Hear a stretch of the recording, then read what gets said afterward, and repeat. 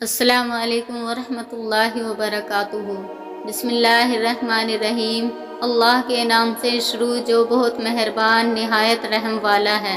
سرکار غوث پاک رضی اللہ تعالی عنہ کے والد گرامی حضرت شیخ ابو صالح رضی اللہ تعالی عنہ ایک بہت بڑے ولی کامل گزرے ہیں۔ ایک مرتبہ کا واقعہ ہے، سرکار غوث پاک رضی اللہ تعالی عنہ کے والد گرامی ایک دن کہیں تشریف لے جا رہے تھے۔ راستے میں ندی بہہ رہی تھی، اس میں ایک سیب بہتا ہوا نظر پایا۔ آپ نے بڑھ کر وہ سیب اٹھا لیا۔ وہ سیب بہت ہی خوبصورت تھا اور خوشبودار۔ شیخ ابو صالح رحمۃ اللہ علیہ نے اس سیب کو کھا لیا۔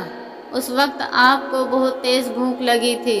کھانے کے بعد خیال آیا، خدا جانے یہ سیب کس شخص کا تھا اور کیسے ندی میں بہہ گیا۔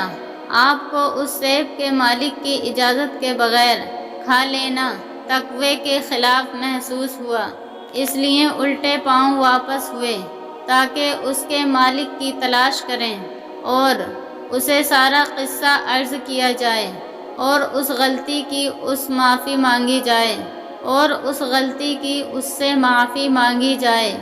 آپ 8-10 میل پیدل چلے تو ایک باغ نظر آیا۔ وہ ندی جس میں یہ سیب بہہ رہا تھا اسی باغ سے گزرتی تھی۔ آپ نے باغ کے مالک کے بارے میں معلوم کیا تو وہ بھی وہیں مل گئے۔ ابو صالح رضی اللہ تعالی عنہ نے باغ کے مالک کو سارا قصہ سنایا اور معافی کی طلب کی اور کہا، میں نے آپ کے باغ کا سیب آپ کی اجازت کے بغیر کھا لیا ہے۔ باغ کے مالک حضرت عبداللہ صومی ایک کامل بزرگ تھے۔ انہوں نے حضرت شیخ ابو صالح کی گفتگو سنی تو زہد و تقویٰ کی اس داستان نے ان کے دل پر گہرا اثر کیا۔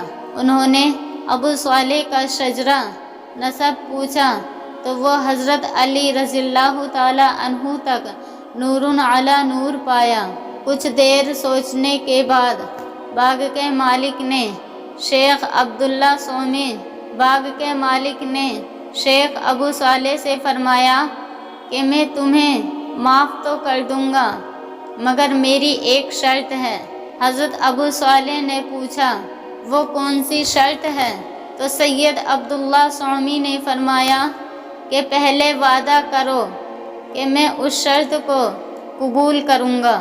شیخ ابو صالح نے کہا، میں وعدہ کرتا ہوں کہ آپ سیب کی معافی کے لیے جو شرط بھی پیش کریں گے اسے قبول کروں گا۔ سید عبداللہ صومی نے فرمایا کہ شرط یہ ہے کہ میرے پاس ایک بیٹی ہے لیکن وہ اندھی اور گونگی ہے اور لنگڑی ہے، نہ ہی وہ دیکھ سکتی ہے نہ ہی بول سکتی ہے، نہ چل پھر سکتی ہے۔ تمہیں اس لڑکی کے ساتھ نکاح کرنا ہے۔ حضرت ابو صالح یہ سن کر سوچ و بچار میں پڑ گئے۔ ایک طرف تو سیب کی معافی کا سوال تھا اور دوسری طرف ایسی عورت سے نکاح کرنا جو اپاہج ہے، ساری زندگی کا مسئلہ تھا۔ آخر ایسی عورت کے ساتھ ساری زندگی کیسے کٹے گی؟ اس تصور نے از حد پریشان کر دیا۔ ان کے ذہن میں خیالات ہجوم بن کر آئے۔ آخر فیصلہ کیا کہ زندگی فانی ہے، جوانی بھی چند دن کی مہمان ہے۔ شیخ ابو صالح نے کہا، مجھے منظور ہے، میں آپ کی اپاہج بیٹی کے ساتھ نکاح کرنے کو تیار ہوں۔ یہ سن کر سید عبداللہ صومی نے سیب کی غلطی معاف فرما دی، نکاح ہو گیا۔ پھر شیخ حرم سرا میں داخل ہوئے تو کیا دیکھتے ہیں کہ ایک نہایت ہی خوبصورت خواتین بیٹھی ہوئی ہیں۔ اسے دیکھ کر خیال کیا شاید کوئی اور لڑکی ہے۔ الٹے پاؤں باہر نکل آئے اور عبداللہ صومی سے کہا کہ یہ وہ منکوحہ ہے کہ یہ عورت منکوحہ کے سوا کوئی اور عورت ہے کیونکہ اس کے تمام اعضاء درست و سلامت ہیں۔ عبداللہ صومی نے فرمایا، یہ تیری منکوحہ ہے جو میں نے اپنی بچی کے اوصاف بیان کیے تھے، وہ اندھی ہے اس کا مطلب یہ تھا کہ اس نے کبھی غیر محرم کو نہیں دیکھا، اور گونگی اس لیے کہا تھا کہ اس نے زندگی بھر بد کلامی نہیں کی، لنگڑی اس لیے کہا تھا اس نے گھر سے باہر کبھی قدم نہیں نکالا۔ یہ عبداللہ صومی کی صاحبزادی تھیں جن کا نکاح شیخ ابو صالح سے ہوا۔